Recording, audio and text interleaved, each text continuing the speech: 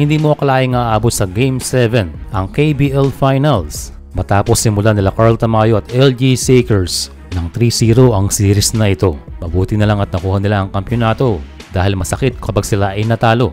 Kumbaga isang hakbang na lang ay champion ka na at nasilat pa.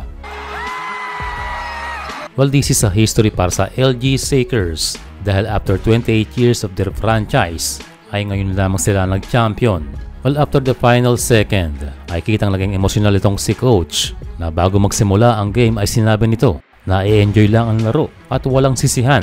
Ang mahalaga ay nakapokus tayo sa game at depende na lang sa buong team ang pagtutulungan kasama ang mga bench players. After the buzzer ay kitang-kita itong si Tamayo na tumatakbo. Di natin na lamang tawag sa suot niya. Pero ang best moment ay mangayak-ngayak itong si Tamayo para pasalamatan ng coach na nagtiwala sa kanya. And again, isang history ito para sa LG Shakers na after 28 years ay nakuha nila ang tinadhanang line-up kasama ang ating kababayan na si Carl. Kung may history ang LG, ay isa ring history para kay Carl Tamayo bilang unang Pilipino na manalo ng kampyonato sa dalawang liga na Japan B-League at Korean KBL. Pero iba pa rin ang championship na ito dahil hindi naman siya masyadong ginamit noon sa B-League. Pero dito sa KBL ay kitang-kita mo kung gaanong hirap na hirap itong ating kababayan at sa wakas ay hindi nasayang ang kanyang pagod at effort para sa team.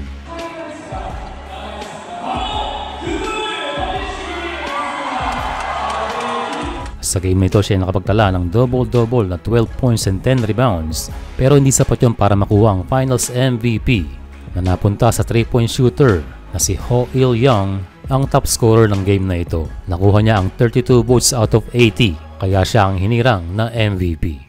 Well, okay lang naman yung kay Tamayo dahil sa isang interview ay sinabi niya na hindi siya nakapokus sa individual award kundi sa championship ng team. Well, okay lang yon. Siya naman ay awarded sa Mythical 5 at natupad naman ang kanyang goal na mag-champion ang team.